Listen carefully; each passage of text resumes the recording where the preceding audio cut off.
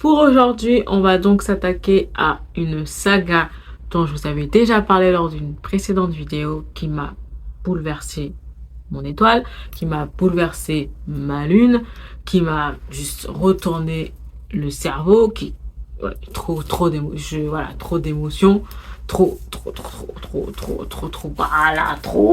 Je vais bien sûr parler de la saga diabolique de S.J. Kincaid. Cette saga est juste une pépite, les gars. C'est juste une pépite. On va suivre du coup les aventures de Némésis, qui est une diabolique, qui sont des humanoïdes créés dans un laboratoire dans le but de protéger la personne à laquelle ils sont liés.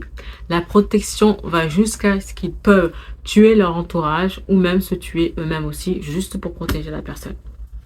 De ce fait, on va donc suivre Némésis qui a été placé chez les Empyrés au service de toute sa famille, mais surtout qui a été affilié à Sidonia, alias Donia. Je vais pas tout spoiler, mais tout juste pour vous dire que cette série, en fait, c'est un truc de politique. Il y a de la politique à l'intérieur, la galactique.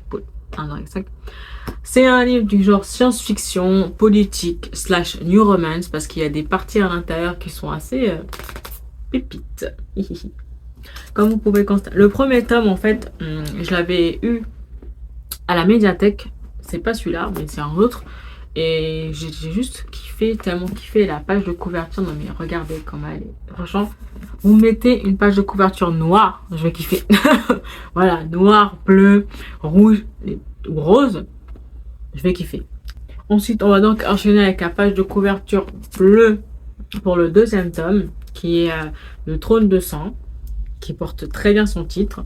Et pour terminer, le dernier tyran, un peu plus rouge.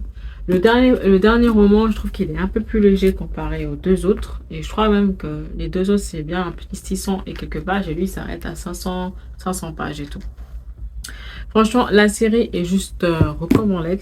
Vous découvrez des trucs, vous vous apprenez aussi. Il y a un peu de psychologie à l'intérieur. Je trouve que S.J. Kincaid a une plume qui nous embarque facilement, qui nous emporte, qui nous accompagne tout au long de son récit. Parce que la science-fiction, c'est quelque chose qui n'est pas apprécié par tout le monde. Je peux le comprendre. C'est pas que c'est pas apprécié, c'est juste que c'est pas autant, il n'y a pas autant d'afflux que la fantasy ou la tranche de vie. Chose qui est dommage, parce que si jamais vous voulez découvrir la science-fiction, moi je vous propose de commencer avec Diabolique. Némésis est un personnage féminin totalement forte, mais vraiment d'une forteresse de fortance. Elle est forte, que ce soit mentalement, physiquement aussi. Vous allez le découvrir dans tous les cas, ce n'est pas un spoil. Et juste sa relation qu'elle a avec Tyrius est juste au début, je m'y attendais. Enfin, je m'y attendais pas trop, mais je trouve que Kincaid, elle a quand même réussi à nous mettre un petit, on va dire, une petite tension entre les deux, surtout au tome 2. Dans le tome 2, la tension, elle est vraiment à son comble.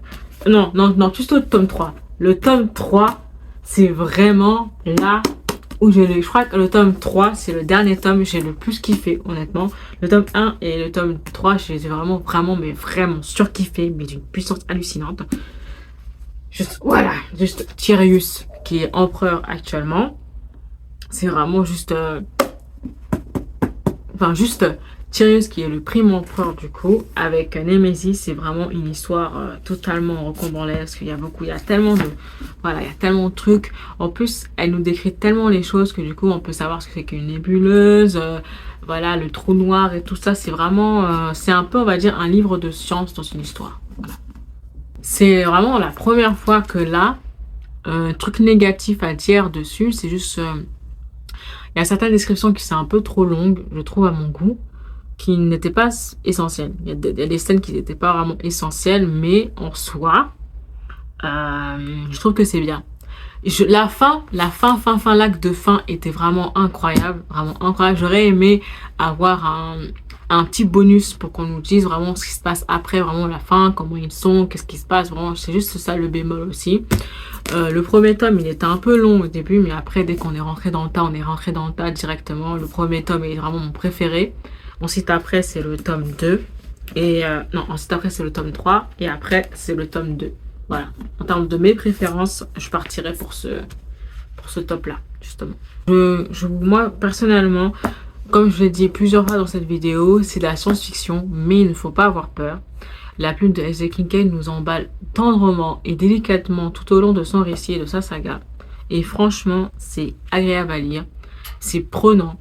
Après, il y a aussi de la politique, un peu comme dans Le Peuple de l'air. Mais honnêtement, c'est rien. Un peu de politique, je trouve que ça... Je pense que la politique, c'est pas genre... ça n'a pas été, on va dire, chiant. Mais c'était bien. Voilà, c'était bien fait, c'est bien écrit. Sa plume, elle est vraiment super. Les personnages sont vraiment incroyables. Il y en a un, par contre, Neveni. Neveni. Voilà, juste Neveni. Juste Neveni, et lisez-le, vous allez découvrir pourquoi je dis Neveni à la fin. Et Supplice, voilà, Neveni, Supplice. Et voilà. Je le mettrais 5 étoiles. 5 étoiles parce que à la fin du tome 3, pour vous dire, j'ai pleuré. La fin, j'ai pleuré. J'étais là, son animal, pourquoi?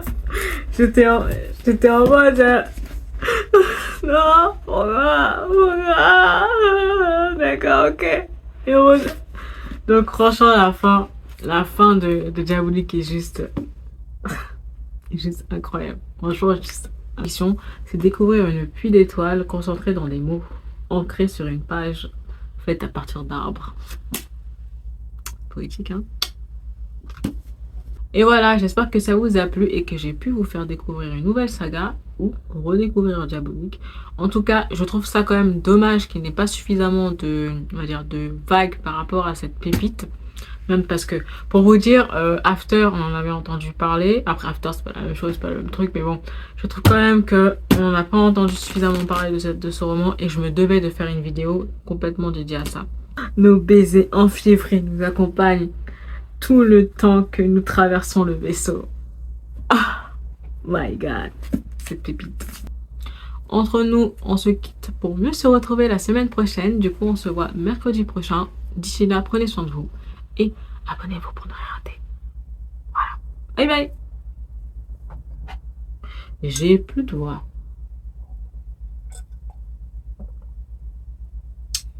Oh là là, j'ai trop chaud.